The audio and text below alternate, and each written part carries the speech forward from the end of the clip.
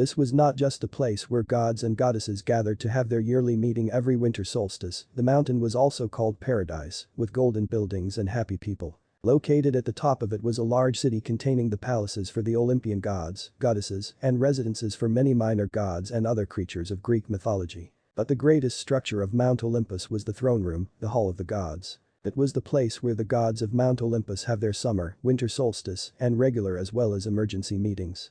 High above, the blue ceiling could be seen glittering with constellations.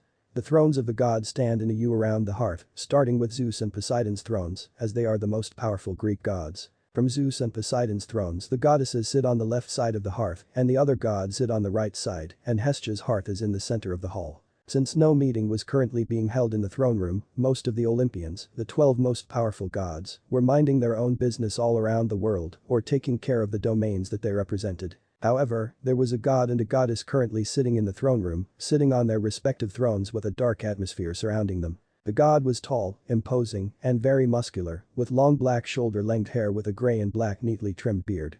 He had brilliant electrically blue eyes with a serious and proud but very handsome face.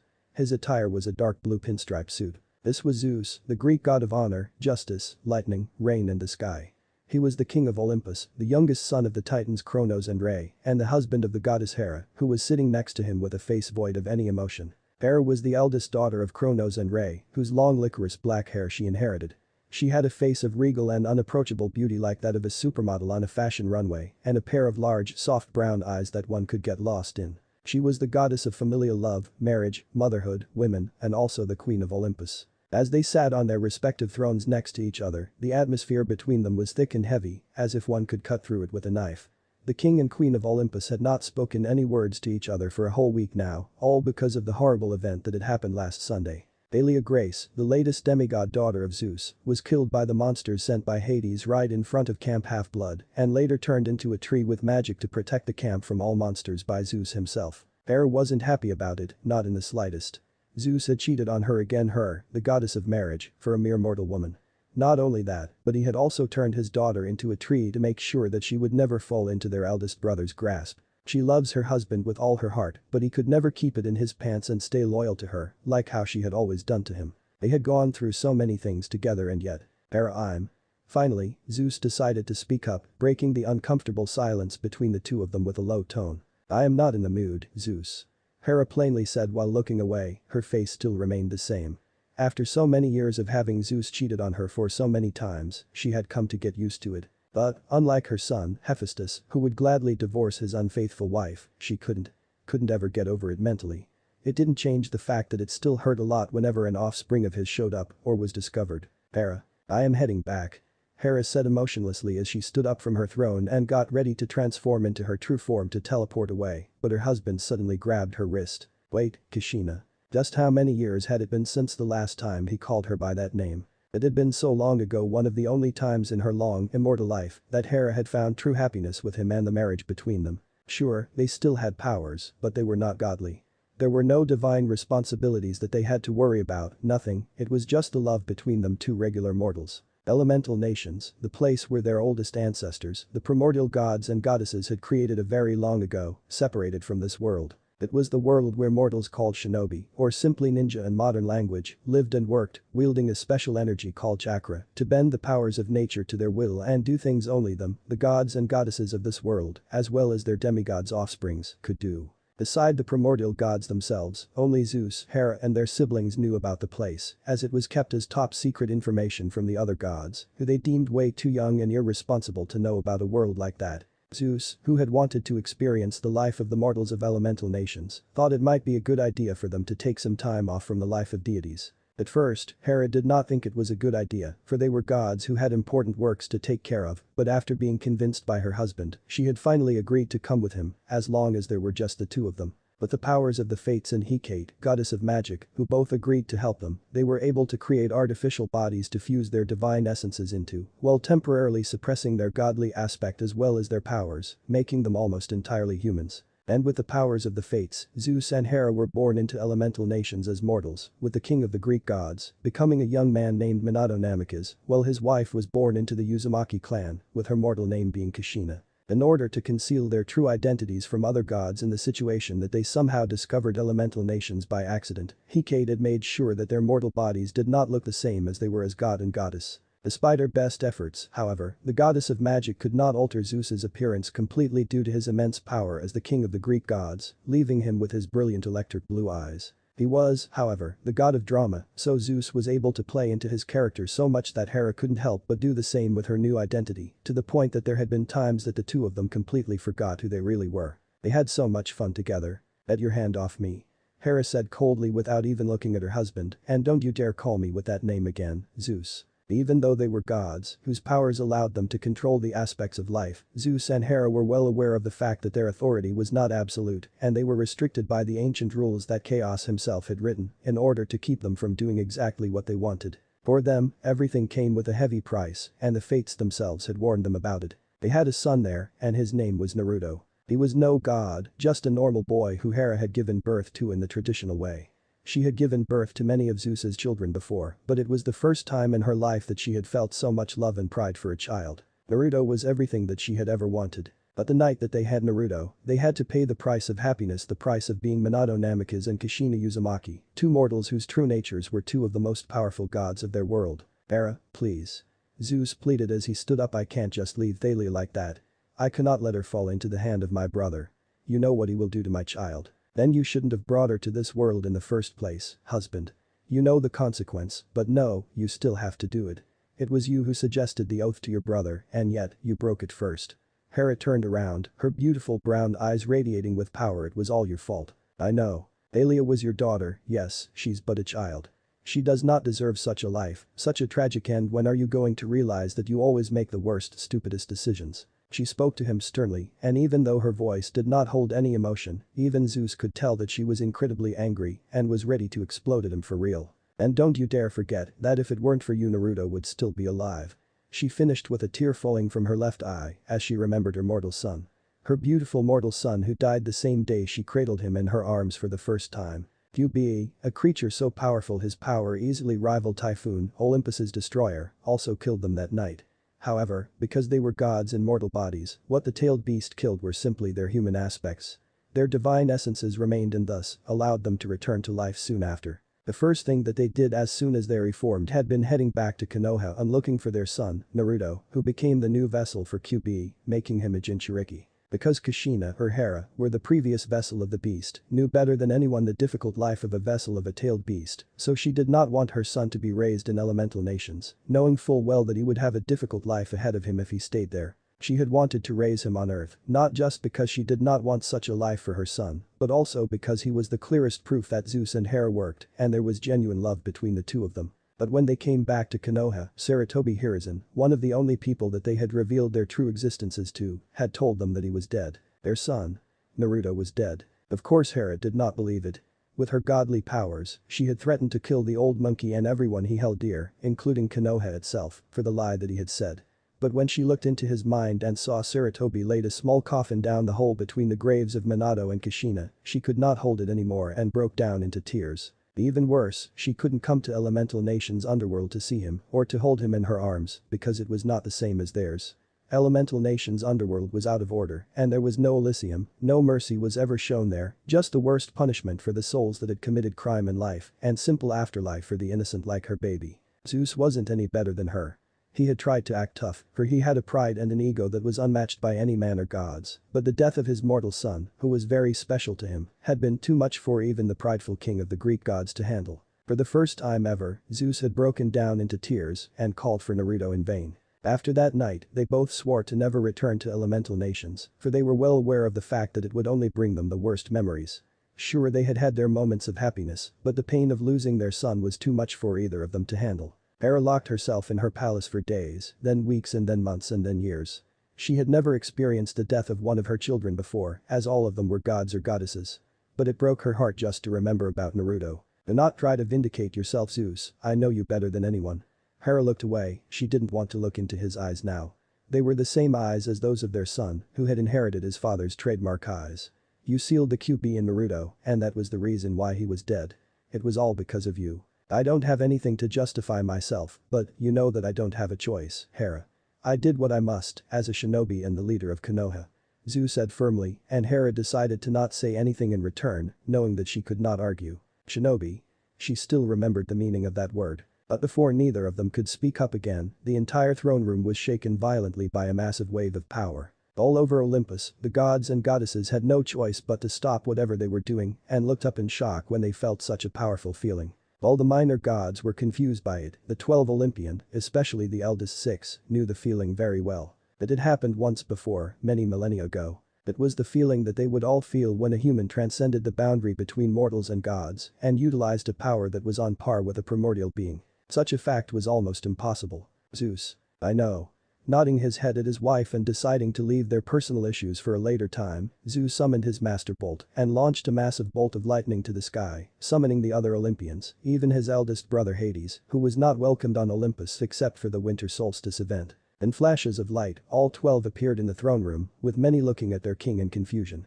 Poseidon and Hades were the only ones who immediately took their seats, knowing full well that they would want to sit down to take in whatever that was happening. Despite not being an Olympian and no longer had a seat among them, it did not take long for Hestia, the goddess of the hearth, to arrive and sit down at her usual place beside the center hearth, with no one questioning her arrival, despite it being an emergency meeting of the 12 Olympians. Olympians? Zeus spoke up with a thunderous voice after every other Olympian had taken their seats and looked at him in expectation. I am sure that you know why I have summoned you here tonight. We are all here to discuss the wave of energy and the feeling that you have felt just a moment ago. What was it, father? Athena, the goddess of war and wisdom, asked in a curious tone. In all my immortal life, I have never felt something like that.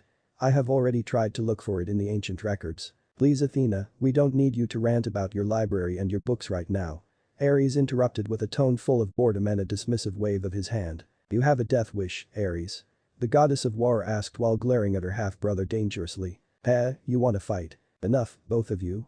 Zeus warned them firmly, causing the two deities of war to look away from each other. Now is not the time for your usual bickering. We have a more important matter to care for. Listen carefully, what you felt just a moment ago was the alerting energy that Chaos himself has created at the point of human's creation. Let there ever be a human that has transcended the boundaries between mortals and gods and fighting on equal ground with a primordial being. Almost every jaw in the room was dropped down to the ground in shock. You can't be serious, father.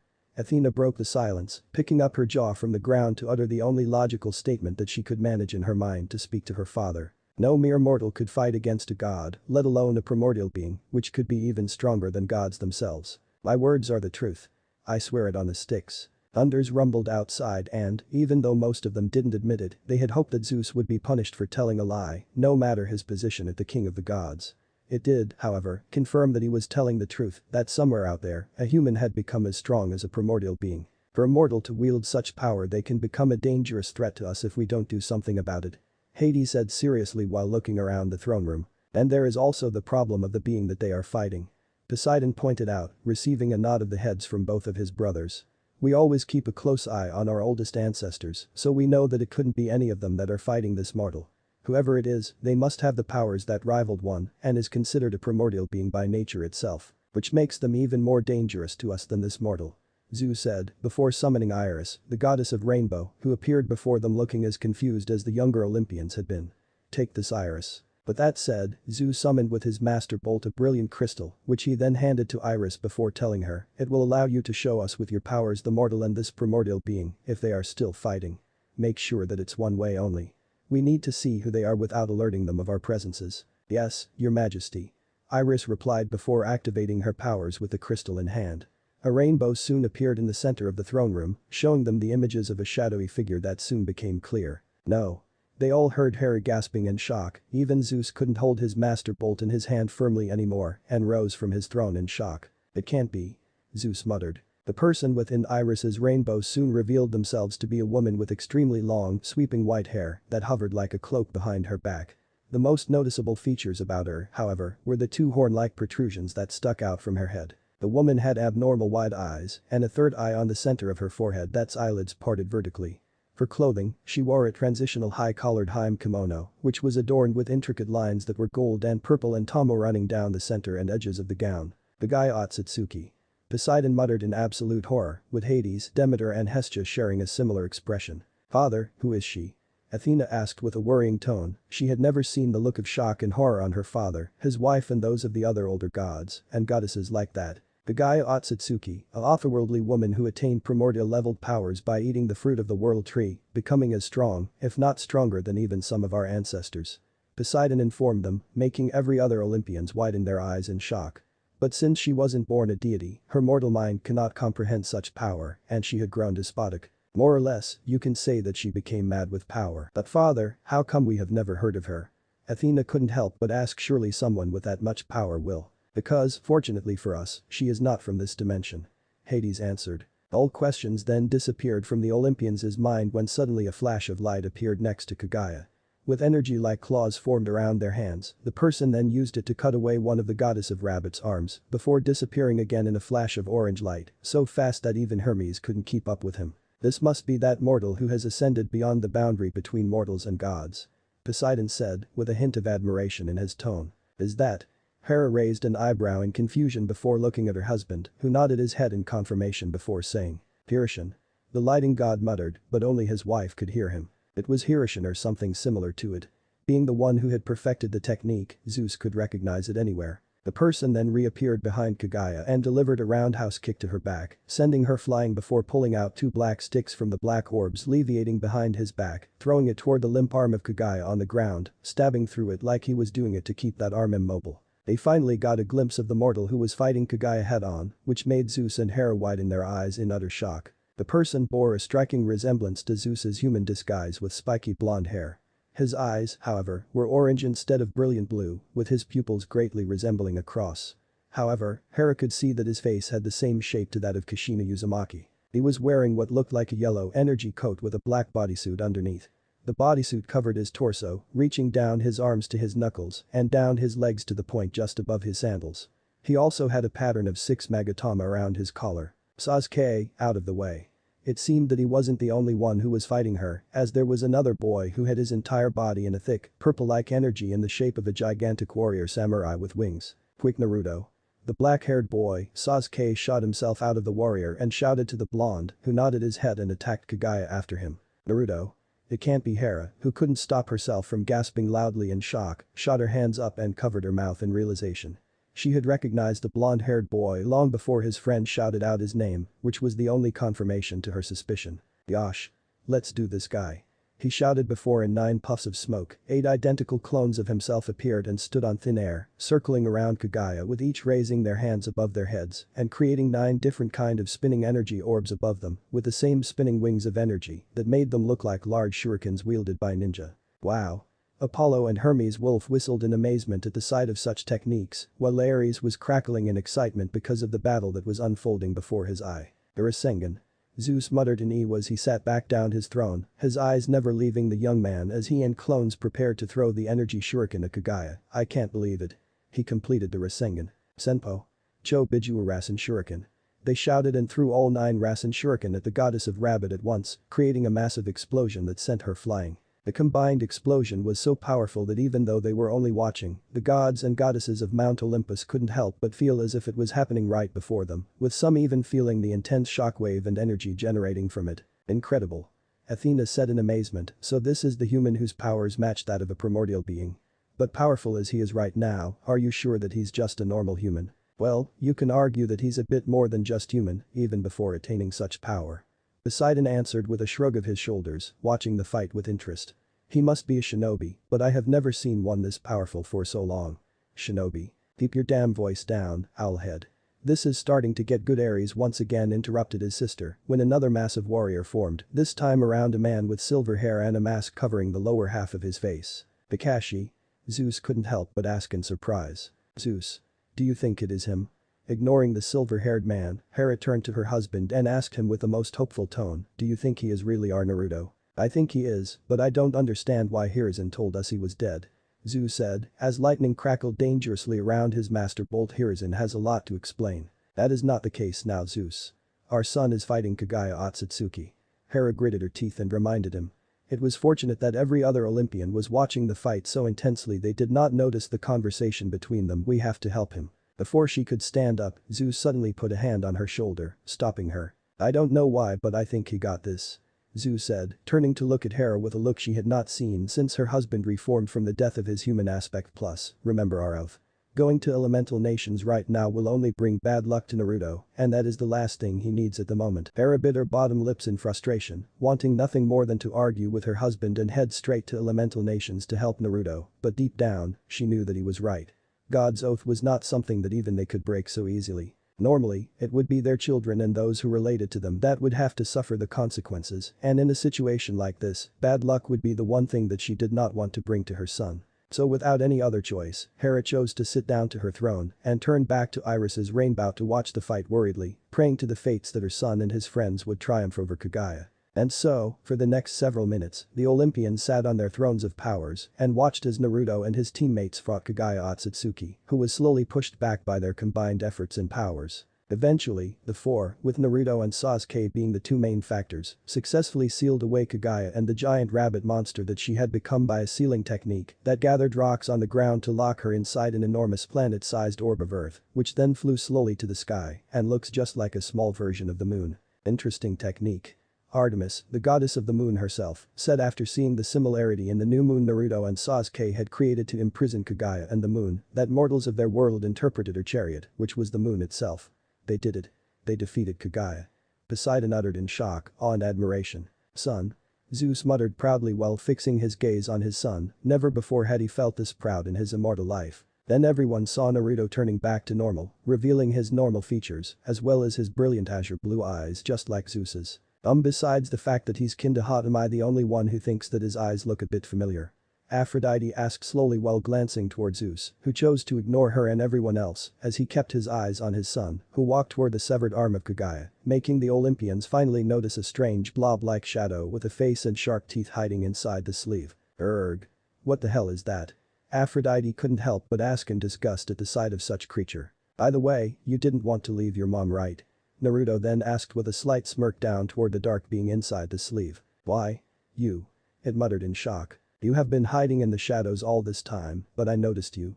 He reached his hand down out and grabbed the arm, picking it up. You're just a part of the shinobi's history I created so far, you are just a brat, you can't. Naruto's eyes hardened before saying firmly, the shinobi's history was made by the lives of many ninja and their deaths. With that said, Naruto then threw it toward the moon along with the arm of Kagaya, a firm look on his face as he shouted after them, a brat who can't even leave his mother's side won't ever understand a thing about it. Indeed. Athena nodded her head in approval before snapping her head to look at her father shinobi. Ninja. Father, you have a lot to explain. Zeus looked at his daughter for a moment before sighing longingly and nodding his head to Iris, who made a rainbow disappear before handing the king back his magic crystal and leaving the throne room, allowing the 12 Olympians and Hestia to stay behind and discuss what just happened among themselves. To say that they were all shocked would be an understatement. Hera, wait. Just think about it for a second here. Zeus called as he followed his wife into the palace they shared together. The queen of the gods was in a hurry as she headed into her room and grabbed whatever that she could bring with her, including her peacock cloak and staff, the symbol of her powers. Don't you dare think you can stop me now, Zeus. I am heading there. Hera replied to her husband with a firm tone. I know that you are worried for Naruto, believe me, I do as well, but we just can't stomp into his world and say we're his parents just like that. Zeus frowned. We have an oath to uphold, Hera. You know how ridiculous it sounds when you are the one who said that. Hera asked sarcastically, making Zeus roll his eyes at her, and I don't care. I am heading there and I am gonna bring Naruto back with me. Then what? You wait for the sticks to finish punishing our son? Zeus asked in a serious tone. Calm down and think about it for a moment here, Kushina. We swore to Styx that we would never return to elemental nations, so the moment that we put our foot back on its earth, Styx would turn her attention to Naruto. He might be powerful now, him defeating Kagaya is the clear proof of that, but there are punishments that even one as powerful as a primordial being cannot avoid. Do you want to make his life even more difficult than it already is? You know better than I do what the life of a Jinchuriki is. Do you want our son to suffer even more because of the decision that we made and will make? But. Hera tried to argue, but once again, she knew that her husband was right. It was rare for him to win an argument of theirs so easily like that. Then what are we going to do now? I can't just leave him there. It has been 17 years already. I think our best course of action now is to send one of the Olympians to come and get him. Maybe two, just to be sure. They are not bound by the oath like we do, so they can travel to elemental nations with no consequences. Zeus told his wife, making Hera nod her head in understanding. They better bring him back to us unscratched. Hera's eyes then turned cold. What about Hiruzen? and Tsunade as well as Jiraiya. They lied to us, Zeus.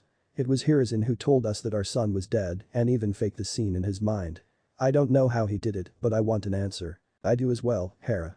Zeus replied to his wife with a nod of his head. Why are we here again? Artemis, the goddess of the moon and hunt asked while looking around the hall of the Greek gods, patiently waiting for someone to give the answer to her question. Anyone who looked at Artemis could see that the goddess of the hunt did not want to be there, and no one could blame her, since none of them wanted to be summoned at this time of the year either, with the only exception being maybe Athena, who was sitting on her throne burying her face in a book in a manner not unlike a hard reader in a library. Around the throne room, every other Olympian was minding their own business.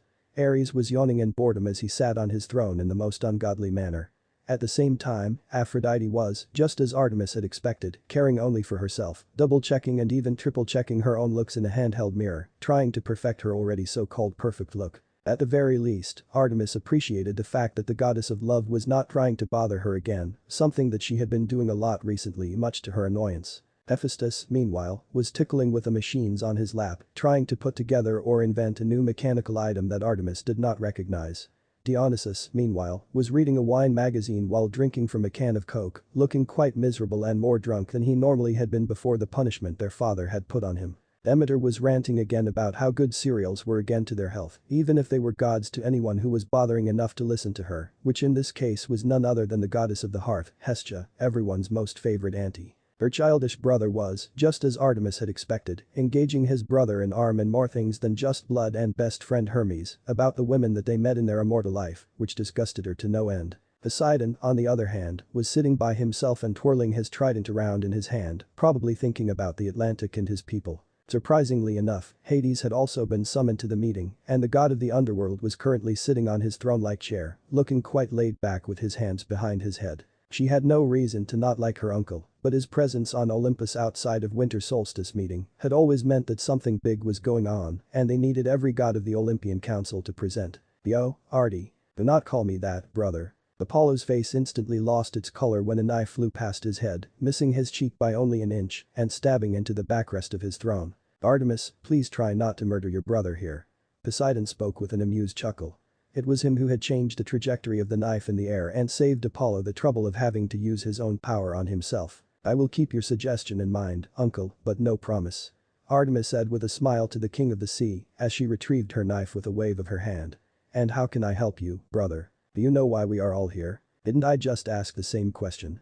Artemis responded with her own question, but Apollo simply shrugged his shoulders at her in response. I am also in the dark just like you, brother. Artemis answered, thinking about her huntress.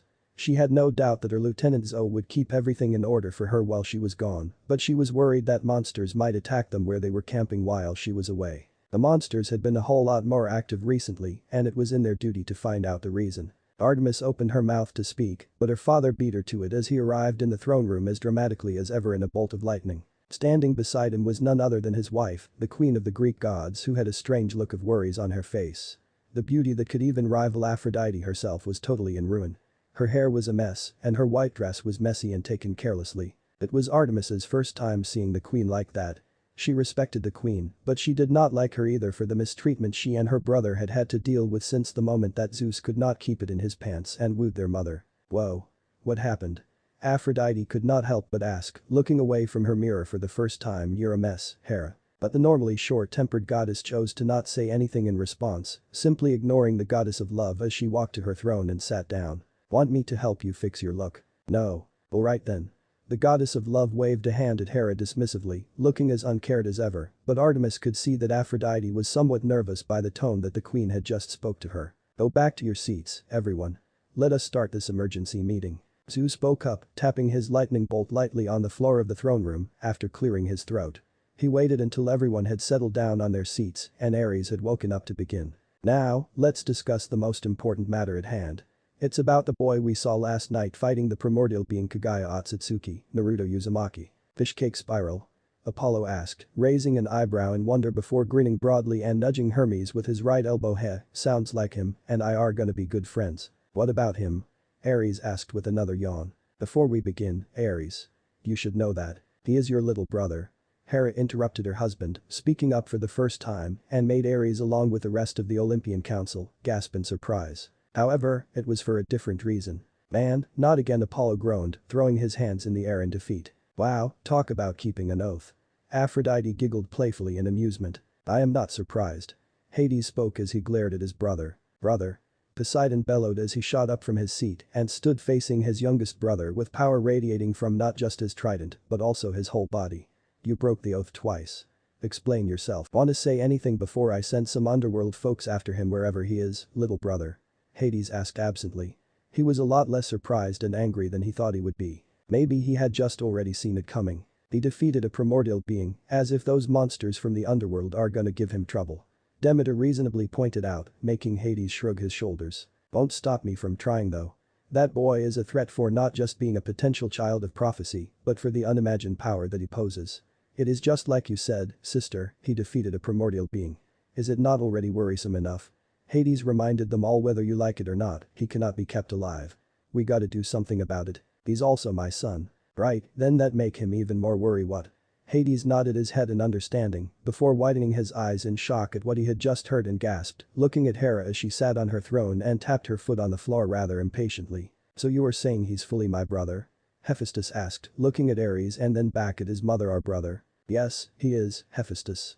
Hera answered with a sigh before glancing over to Zeus and giving him a meaningful look as if urging him to be quick. Ahem, allow me to tell you a story. Into unnecessary dramatic, father. Ignoring Apollo's remark, Zeus began to tell them all the story of elemental nations and how it all began from the day that Kagaya ate the fruit of the world tree, originally the Juubi itself, whose power was far more terrifying than anything that they all could ever imagine and attained otherworldly godhood. She then gave birth to 2 sons who defeated their mother for the tyrant that she had become.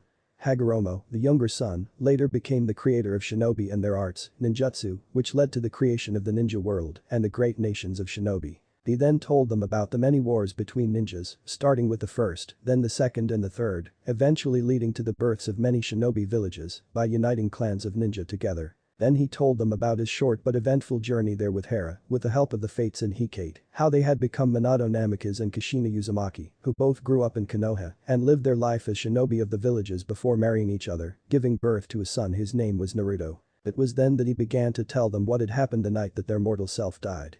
Even though Zeus had tried his best, the story was still incredibly hard for him to tell because it was not something he nor his wife wished to ever relive again. He thought he had lost a great son that night, but it turned out that the boy was still alive and grew up to be an amazing young man and a powerful shinobi. In the end, no one dared to say a word, not even Ares. As much as Artemis wished to deny it, she was in shock. It would be much easier for me to summon Mnemosyne and have her show you all our memories, but it will take a lot of time to watch.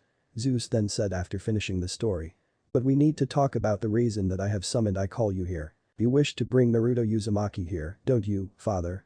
Athena asked, having come to the conclusion the moment that she found out who Naruto was. She was also the first member of the Olympian Council to collect her composure, as the rest was still trying to process all the information that they had just been given, too shocked to even say a word. You're correct, Athena.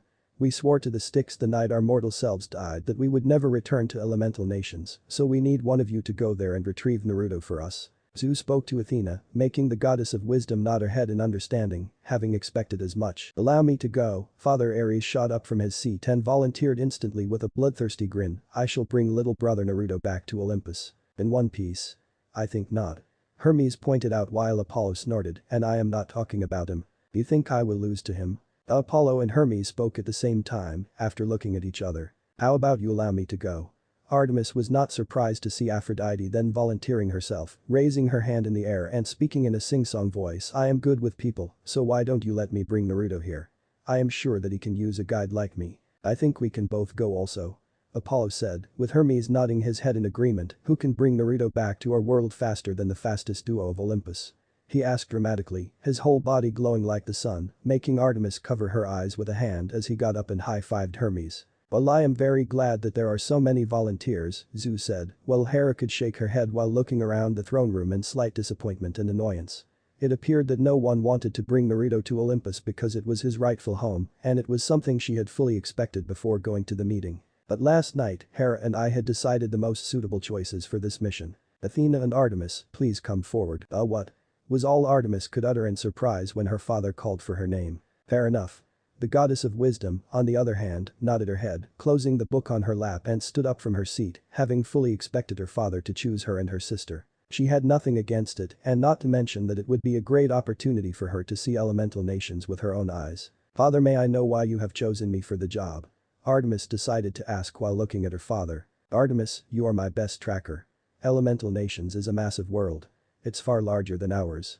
Hera and I can teleport you to Konoha, but we need you to help your sister track down Naruto and bring him back as soon as possible, just in case he's not in the village and has gone off on a mission somewhere else. He's a shinobi. My decision is final, Artemis."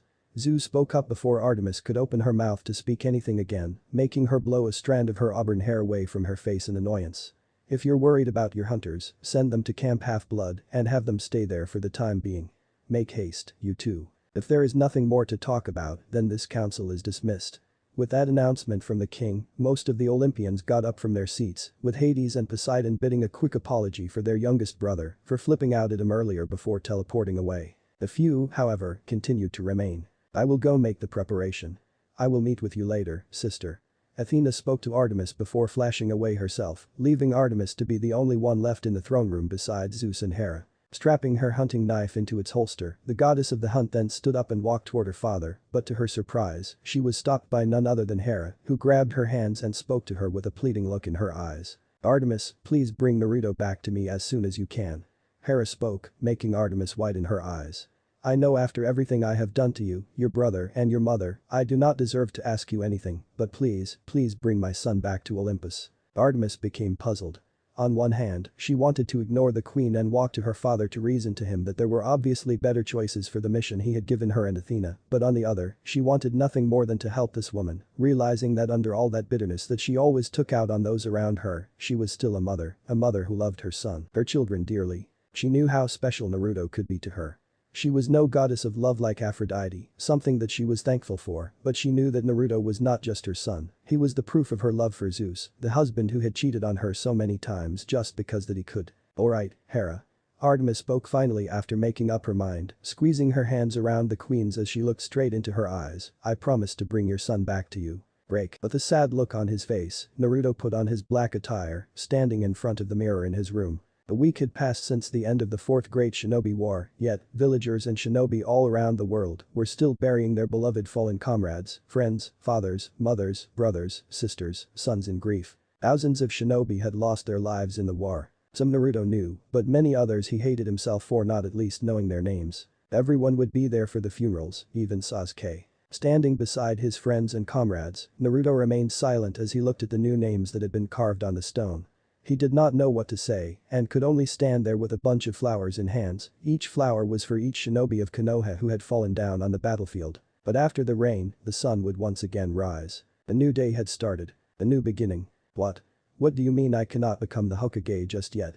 Naruto asked in surprise with a dramatic look on his face, one hand holding his head. The other one would have been used to do the same thing, but it was no longer there, having been blown up during the final clash in his battle against Sasuke. "Keep your damn voice down, brat. It is still way too early in the morning for you to shout."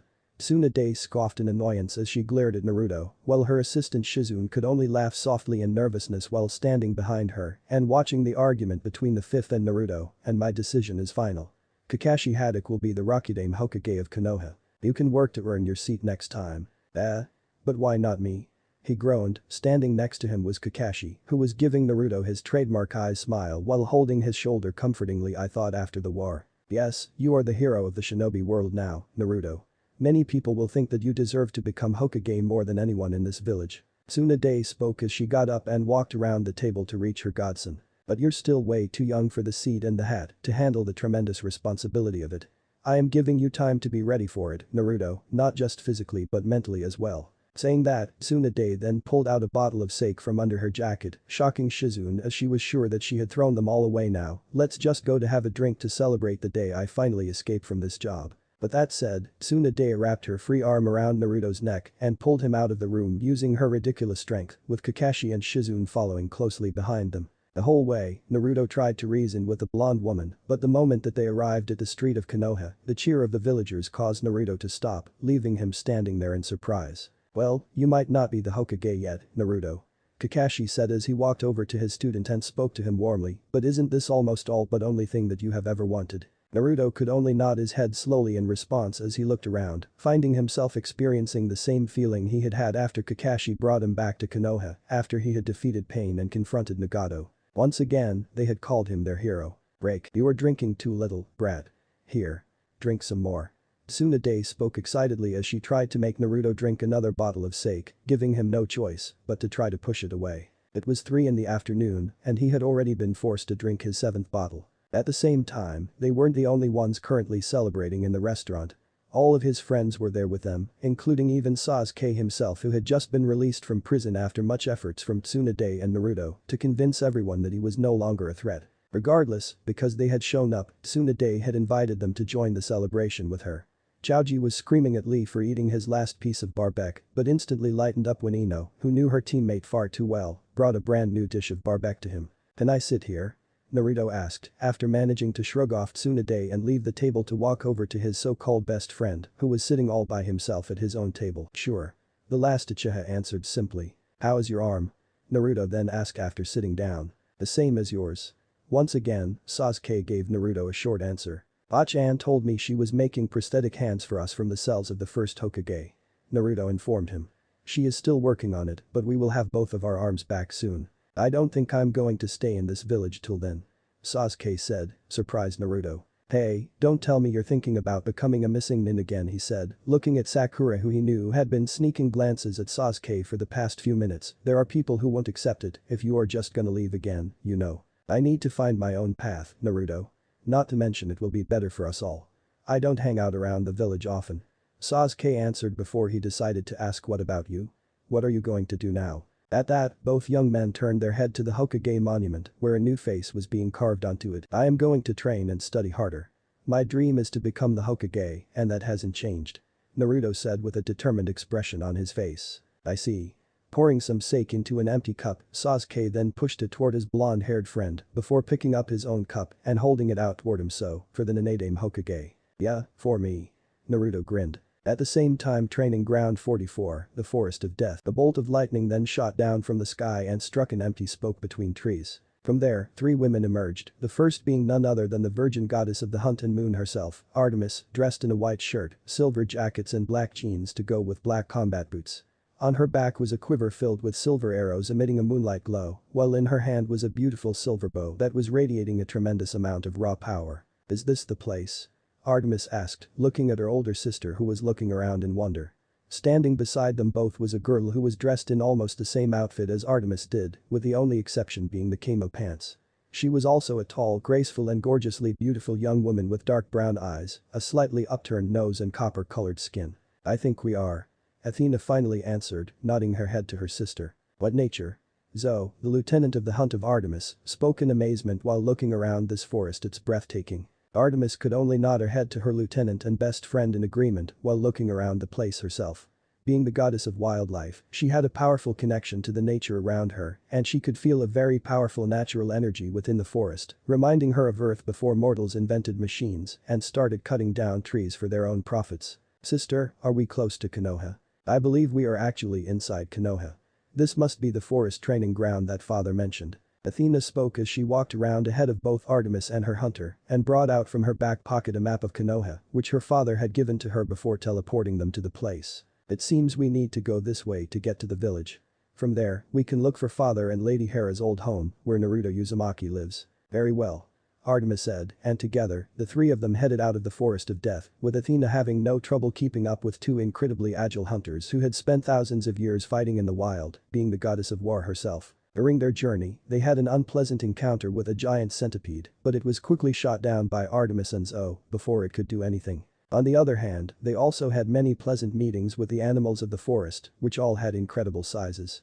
Artemis, the goddess of wildlife, did not have much trouble befriending the men asking them for directions, which they were more than willing to provide after finding out who she was. When the village came into view, Athena stopped them and spoke up. From here, we should be a bit careful. I know that you 2 are more than capable of taking care of yourselves, but we must try to stay away from troubles as much as possible, especially unwanted encounters with the shinobi. Some of them can do feats that even the strongest demigods could not hope to compare. Let's keep to the shadows then. With that said, Artemis, Zoe and Athena entered the village, using alleys and corners to hide from attention, while traversing the street of Konoha, skillfully avoiding the eyes of the mortal villagers. As soon as they stepped into the village, the group of goddesses and huntress got a lot of attention from the villagers because it wasn't every day they got women as beautiful as they are walking in the village. However, when they were deciding the best way to cross a street to reach Namika's residence, Zoe and Artemis spoke up at the same time as they felt presence approaching them at rapid pace from above. "We got companies." They all spun around and saw a ninja wearing a bird mask appearing in front of them, with two more accompanying him from behind. With the exceptions of the masks, they all wore a type of uniform, which consisted of black clothing, a grey flak jacket, metal arm guards and gloves, ninja sandals with spike, 3 ninja pouches on their back waist, a signature spiral tattoo on their shoulder and sword on their back. "Who are you and what is your intention?" The bird mask shinobi, an Anbu, asked in a dead serious tone. "Let me handle this." Athena stepped forward and spoke calmly, holding up both of her hands. "Greetings. My name is Athena. My name is Athena and this is Artemis and Zoe Nightshade. We're friends of Minato Namikaze and Kushina Uzumaki, your Yondaime Hokage and his wife." The Anbu captain's eyes widened behind his mask at the introduction, but visibly he made no bodily reaction to show them what he was feeling. At the same time, he could tell that the woman was not lying. "Our superiors will decide if you're speaking the truth or not calmly," he replied to them. "If you do not mind, please follow us peacefully. We will escort you to the ones in charge." "Very well then." Athena turned to the two eternal maidens and translated everything she had just said to them, having been speaking to them in their languages, which he had been learning. "He wants us to come with him." Artemis nodded her head in understanding and removed her quiver from her back, making Zoe do the same, the both of them understanding very well that they would have to give their weapons to secure some trust from the other party. It was standard procedure anywhere and not just their world, not to mention that they could retrieve their gears any time with just a snap of their fingers. But before she could give her weapons to Athena so that her sister could hand them to the shinobi, a glint of yellow caught her attention, causing Artemis to snap her head up and look at the house on her right. Time seemed to slow down around Artemis as she focused her sight on that yellow blur, having no trouble keeping up with it and fully seeing it as Naruto Uzumaki, who was jumping from rooftop to rooftop at the speed and grace that surpassed even some of her best huntresses. "Artemis, wait." Athena called when suddenly the goddess of the hunt turned around and leaped into the air, launching herself so high up the Anbu was left gasping in surprise. Transforming into an eagle, Artemis then flew forward until she was ahead of Naruto and transformed to drop down right in front of him, causing the blonde to gasp in surprise and stop himself, tripping on his feet and falling down on his ass before incredibly beautiful auburn-haired woman that suddenly appeared in front of him. "Found you, Naruto Uzumaki." Artemis said. "Who are you?" Was the only logical question that Naruto could ask in response as he gazed up at Artemis. "Artemis." Oh no, Kurama thought inside of Naruto's mindscape, knowing well who this woman was from Naruto's mother. "Oh right, I cannot understand what you are saying." Artemis said, hitting herself mentally for not giving enough effort in learning his language before leaving. Sorry, but I cannot understand what you are saying." Naruto spoke to her while silently reaching behind his back to pull out a kunai at the ready. Anyone who could suddenly appear out of nowhere in such a manner could be quite dangerous. Naruto, I sagely advise you to keep your weapon holstered in front of this woman and try not to piss her off, okay? Why? You know her, Kurama." Naruto could not help but ask his Bijuu companion, looking at the gigantic nine-tails fox in his mindscape. "Her name is Artemis.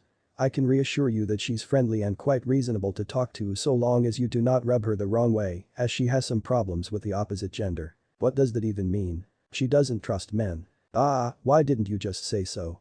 Naruto scoffed in amusement to Kurama, making the fully merged nine-tailed fox roll his eyes at him before turning his attention back to the auburn-haired woman standing before him. Standing up, Naruto pointed a finger at her, making her look at him disapprovingly, before saying, "Artemis. How do you?" Before the goddess of the hunt could finish asking how he would know her name, even though Hera had told her and Athena that he did not have any knowledge about them, Naruto pointed at himself. Naruto pointed to himself. "Naruto Uzumaki. I know who you are, boy. Where is Apollo when you need him?" Artemis clicked her tongue in annoyance, making Naruto mistake it for a gesture that was directed at him and step back in caution. Before either of them could say anything, they heard voices. "Artemis. Hold it right there." Instantly, Artemis spun around and notched an arrow, holding her bow up and aiming it at the Anbu who had shot down behind her, aiming at his forehead. "Do not sneak up behind me, boy." Artemis warned in a firm tone, pulling the string of her bow back and making it glow with her divine power. Before she could say anything, a whole group of Anbu then appeared around her and Naruto, looking alarmingly at the auburn-haired woman who did not look worried as she glanced around before seeing Athena coming toward her with Zoe, the two of them being chased by a team of shinobi, using Aegis to knock away the throwing weapons that were thrown at them as warnings. Whoa whoa whoa, easy there, you guys. Naruto called out as he stepped forward, pushing Artemis back with his hand, just as Athena and Zoe arrived at Artemis's side, with the lieutenant huntress immediately backing her mistress up with her own bow and arrows. Everyone, calm down. Naruto-san, these women, they. Naruto Uzumaki, we are friends with your parents. Before the Anbu leader could inform Naruto of the situation, Athena spoke hurriedly to the blonde in his language, making him widen his eyes in surprise and immediately turn his head to look at her. At the same time, still with Artemis aiming her arrow at his forehead, the Anbu leader held up his hand and made a signal for his squad to lower their weapons, but at the same time keeping their guard up. You know my parents? He asked. It's not strange for people to claim to know his parents, now that the truth about him being the son of the fourth Hokage and his wife, Kushina Uzumaki, one of the former last surviving member of the Uzumaki clan, had gotten out, but he could not help but feel that there were more to her claim that meet the eyes. What do you mean when you say you know my parents? Who are you? The blonde continued to ask.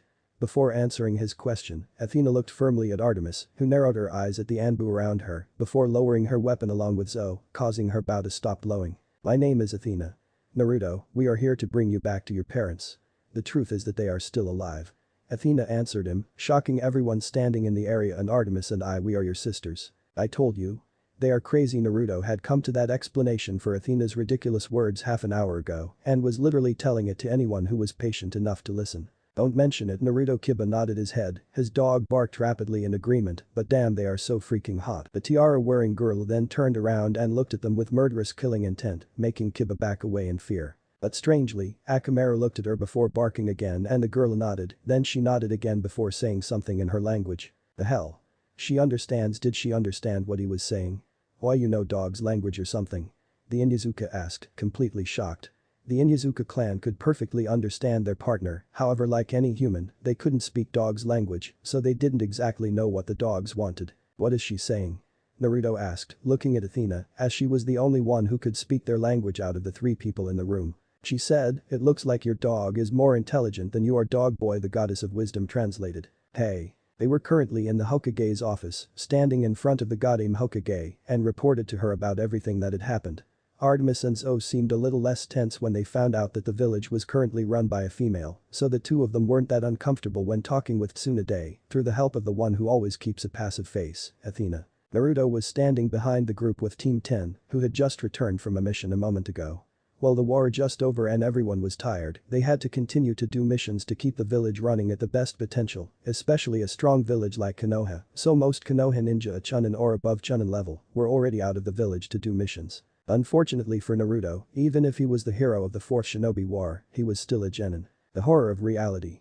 At least for him. I think the situation is more complicated than we thought, Tsunade said, shaking her head while talking to Athena. What is your name again? Athena, and this is my half-sister Artemis and her lieutenant Zoe Nightshade. Nice to meet you, Zoe said in Elemental Nation language, the only sentence she could say clearly. Like to mesku Tsunade send you. Artemis tried to copy what Athena told her, but unfortunately because she twitched her tongue so much, it came out like a joke. And when it was a joke, there would be laughter. Shino was too quiet to laugh, Hinata was too nervous to laugh, Kiba was too scared to laugh, while Kurenai was polite enough not to laugh. Shizune held back a chuckle at the last second and remained the polite person she was, while Tsunade nodded her head a little, thinking it was enough. However, Naruto broke out in full laughter while holding his stomach, rolling on the ground with tears running down his eyes. And that pissed Artemis off. Oh my god.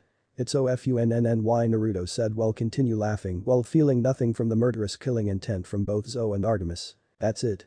I am done with this stupid boy. Artemis gritted her teeth and glared at Naruto while Athena explained the situation to Tsunade, especially about Artemis's problem with the opposite gender. Tsunade held her hand up to stop the Anbu when Artemis stomped over to Naruto, reaching her hand down to reach for the boy while bringing her other hand behind her, preparing for a hard punch. However, Naruto suddenly stopped laughing and grabbed Artemis's wrist, pulling her hard towards the ground before using his elbow to push her shoulder hard, making Artemis fall face first to the ground, with Naruto keeping her in place, pinching her down easily with just one hand. Now, shouldn't you already have figured out that you can't just punch me randomly like that?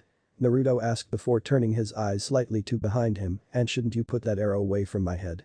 he demanded. Zoe was standing with her bow and arrow ready just inched behind his head, her face cold. You know that they can't understand you. Yeah, but they will understand my fist. Naruto's hand released Artemis and he stood up, returning to his spot at the end of the room, while ignoring the massive killing intent the auburn-haired goddess was emitting. While she couldn't help but feel absolute anger for being looked down, by a mere male no less, she couldn't help but admire his skills.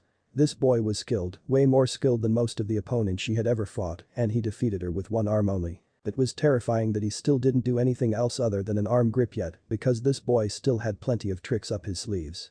The fight with Kagaya she saw yesterday proved that. But, it hurt her pride to no end.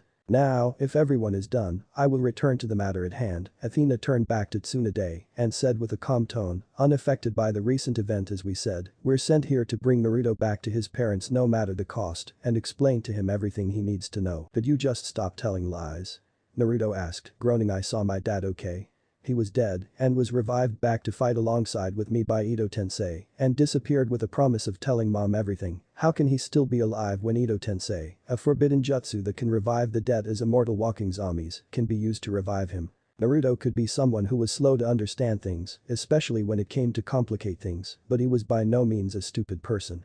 He knew how Ito-tensei worked and Orochimaru had released his dad from Shinigami to help him during the war. Naruto is right, Athena sent Tsunade said, looking at Minato's picture on the ceiling, next to the previous Hokage Minato Namikaze and his wife were both one of the most important person in our lives, my life, Naruto's life, and that of the entire village. She then sat straight up and glared at Athena. You attacked a shinobi of Konoha, talked these nonsense things, and then attacked him again in my presence. Tell me one good reason I shouldn't arrest you all. Athena sighed, she knew that there were risks when she decided to bring Artemis and one of the hunters with her. At first she thought that it would take time and Artemis's skill to find Naruto, she couldn't foresee that he could be found that easily. Artemis hated males, she knew that, but they all knew just how the gods loved to get into women's pants, especially Zeus and his sons. Maybe Artemis thought that Naruto would be the same as the rest of his family. And maybe asking Hestia to come with her wouldn't be such a bad idea, since the goddess of the heart's caring nature could settle things in the most peaceful ways. Now get back to the matter at hand. Zeus already figured out Naruto that wouldn't believe them, so he already told her to tell him this to come from her words. Naruto? Asked the QB. Kurama. Naruto cut her off. His name is Kurama. Okay then, ask Kurama if I am telling the truth or not, Athena told him. While Naruto himself didn't believe Athena's words at all, he still turned to his partner and looked at the gigantic fox. So? Unfortunately, she is telling the truth. QB told Naruto. Your parents are alive and well. What? He roared in shock, both at the outside and inside world. How can that be possible? Let's see. How should I start? Athena looked at Naruto and while the question was for Kurama, she thought it was a question for her. Because Naruto, your parents are the king and queen of the gods. Everyone widened their eyes, looking at Athena's group in absolute shock. Of all the things they could think of, Naruto's parent being gods was the only thing they would never think about. More than 40 years ago, your parents came to this world to have an adventure together, not as gods, but as mortals.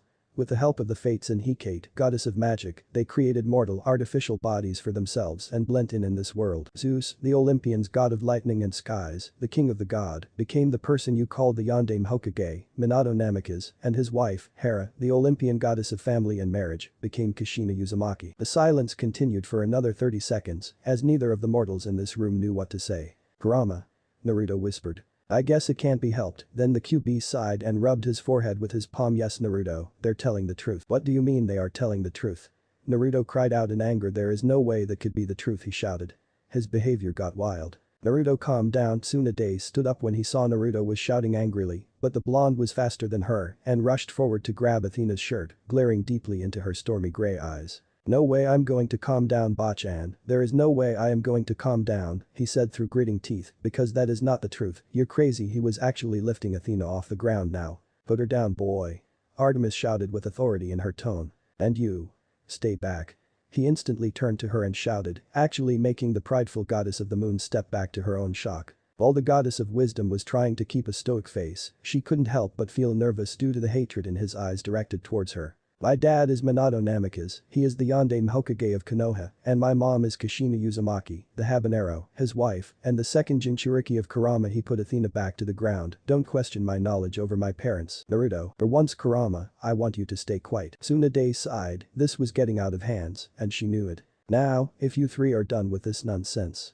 Anbu, escort them out of the village. However, before an Anbu could make a single step, Athena summoned a spear in her hand, alerting everyone in the room. But the goddess of wisdom didn't use it to attack any of them, instead she put her palm into the blade of her spear and pressed down a little, cutting herself. "You see here?" Athena asked, turning her palm down, making a golden liquid drop from the wound much to everyone's shock. "This is proof that we're goddesses ourselves. This is Itcher, the blood of gods." It dropped down onto Tsunade's table, much to her bewilderment. "I am Athena, goddess of wisdom and battle, so do not question my status as that of a goddess." As if to emphasize Athena's words, the sky suddenly darkened before thunder began rumbling outside, shaking the entire village. Artemis is goddess of the moon, hunt and maidens, and Zoe Nightshade is the lieutenant of the hunt of Artemis. The goddess of wisdom put both of her hands on the table, her eyes shone with power. "Are we clear now?" Power was radiating from the two goddesses, as their eyes glowed with the same color of their blood. They could be seen in an even more terrifying way because the sky was slowly darkening. Tsunade didn't have any choice but to nod her head. She was in the presence of two goddesses, and she was acting like a fool. Naruto kept his eyes on the three young women. He still couldn't accept the fact that his parents were still alive and well, that these young women, one of them he got a chance to piss off, were actually goddesses. Not that he had any problem with them being goddesses, but after having the pleasure of fighting against one with a crazy mind and these goddesses were here, talking ridiculous things about his parent. One could say that he wasn't affected by their power show-off in the slightest. Now, Athena stood straight up, the pressure everyone felt disappeared. "I want to have a few words with this man. His name is Hiruzen Sarutobi, the third Hokage. He is one of the few people who knew the truth about Naruto's parents." Unfortunately, Athena Tsunade said with a more respectful tone, not wanting to anger these goddesses even more. "Sarutobi-sensei is dead. He was killed by this man during the invasion to Konoha a few years ago." Even Tsunade didn't know that her sensei knew about such thing about Minato and Kushina. "What about Jiraiya?" "Zu. Minato's sensei." Now that Athena had touched a sensitive subject, Naruto couldn't stay silent any longer. "Enough with this." Naruto spoke up, stopping Tsunade before she could speak. "I have enough with these nonsense things. I'm going botch." And he headed to the door. He couldn't just stay here for one more second. Artemis glared at him before quickly following the boy, grabbing his shoulder and stopped him from exiting the room. "Now just wait a minute, I have enough of your disrespectful attitude, boy," she said with a cold voice. Naruto turned around and shook her hand of his shoulder. He knew that she had problem with men, but wasn't what she was doing was a little bit too extreme. "What do you want? It isn't like I can understand you or anything." He glared at her. "Actually," she said, "she has enough of your disrespectful attitude." Kurama spoke up with the word boy at the end. "You know how to speak their language?" "Wow, I didn't know that you could." Naruto couldn't help but said in amazement. "Your mother taught me some." The nine-tailed fox grinned. "I can listen and understand their language, but I don't know how to write or read." "That only makes their theory about my parent even more realistic." Naruto groaned. "Okay, then. How can I say? I don't need to respect someone who tried to kill me just because I grabbed their wrist and wanted to bring them to Bachan in their language." Kurama smirked and spoke up. "What Naruto need to say very slowly so Naruto could repeat it, and needless to say how shocking it was for Artemis and the others to suddenly hear Naruto speak up a sentence in their language, and almost perfect at that. "You. How can you suddenly know how to speak English? Impossible." Naruto froze a moment before saying with an evil smirk, "Surprise. Kurama know how to speak your language, now that I can understand every insult you throw at me, bitch." "What did you just call me?" Artemis roared. She was seeing red and wanting nothing more that beat the Hades out of this boy. "You heard me?" Naruto said with a very satisfied grin. "I heard from Kurama that your sacred animal is wolf and you can turn into one too, so isn't it right to call you a bitch?" Naruto and Kurama were roaring in laughter inside of Naruto's mindscape just by looking at Artemis's extreme angry face. "That does it. You will respect a goddess, you hear me? Respect is earned, not given," Naruto said challenging, "and you have done nothing to earn my respect." Artemis was about to scream at him when suddenly Athena said with a calm tone. His sister. Naruto kept his eyes on the goddesses while Kurama was translating everything to him. "We're not here to fight, we're here to bring him back to Olympus." "Naruto," Athena turned to the blonde and spoke to him in English. "What I told you was the truth. Your parents are the king and queen of Olympus. They sent us here to bring you to them, to a different world, the realm of gods." Naruto was familiar with different worlds since Kagaya sent him and Sasuke through multiple ones before they managed to overcome that technique through the help of Obito and teamwork. But Naruto wanted to ask them something. That question made Kurama widen his eyes a little, but nonetheless translated it all for Naruto. "So they were at this place, Olympus, while I stayed here." Naruto's voice was emotionless. "Tell me, why didn't they come here themselves to bring me back?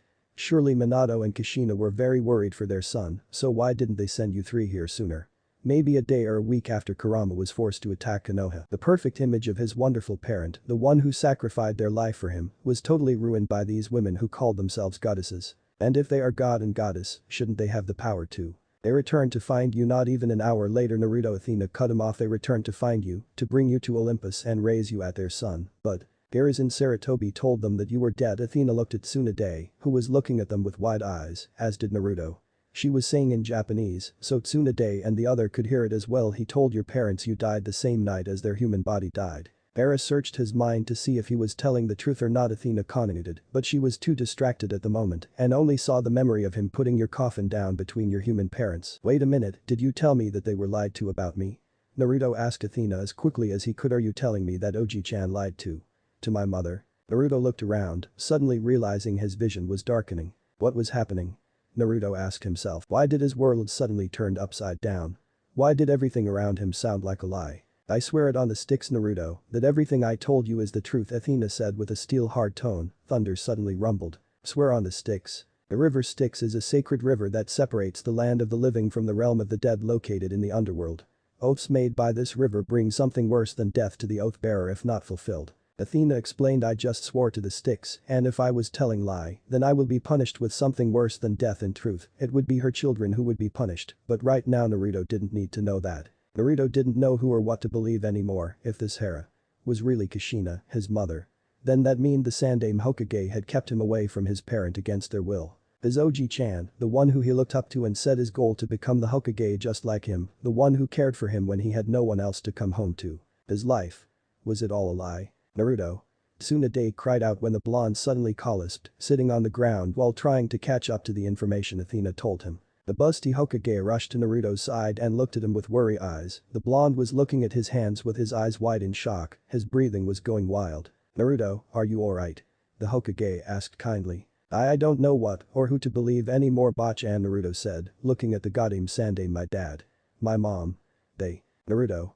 Goddess give birth to their child in a very different way than yours, maybe they just need a few months or weeks to birth a child but Hera, she bared you with love, with joy. She bared you the mortal's way in more than 9 months, just to let the world know that how special you are to her, and to see your smile, even Kurama couldn't believe he was saying something so soft like that, but if Naruto needs his help, then he would gladly lend a hand. Kurama. I maybe was a wild bloodthirsty fox back then. But I know your mother better than anyone there were a lot of things Naruto needed to know about his mother, but right now Naruto should not know about it yet, it is still too soon for him to handle such information about his family. I need time to think Naruto stood up and walked out of the room, with a heavy heart. Line break. At night, Naruto sat on top of his father's head at the Hokage monument, looking at the village below him with sad eyes. So you're here Naruto the blonde turned around and saw his best friend walking toward him, I heard the story from the Goddamn, everyone is worried about you. Naruto remained silent when Sasuke sat down next to him. Remember our first fight at the Valley of the End? Sasuke asked. The fight you literally shoved your hand through my chest. Yeah, I remember that Naruto nodded his head, there was a long moment of silence before both of them broke out in chuckle. Very funny, but. You remember what I screamed at you? About our parents. Yeah, at that time I don't even know who they are. Naruto said while scratching the back of his head, I thought they were killed during Kurama's attack, or maybe they left me. But turned out your dad was the Yondaime Hokage, and your mom is a very powerful and skilled kunoichi Sasuke nodded now. It turns out that they are even more than that. He looked at the sky. The king and the queen huh? Naruto followed his best friend's eyes and saw the moon shone brightly on the sky. Today was a full moon and for some reason, he got a feeling that Artemis was directly her beautiful silver eyes at him. Now when he got a good look at the moon, he saw that it was almost the same at Artemis's silver eyes. Gentle yet full of passion. The passion to kick your ass Kurama snickened I told you to not anger her in any way, only bring trouble to the both of us. I don't need you to remind me how feisty she is Kurama Naruto groaned, really that goddess was worse than Sakura when they were young. Someone that beautiful and attractive had to be that weird. At least in his opponent. Anyway, Goddamn-sama also told me about the Sandaime. Don't mention it Sasuke Naruto shook his head he was dead, even if I want to ask him why he told my parent that, we couldn't. Who said we couldn't?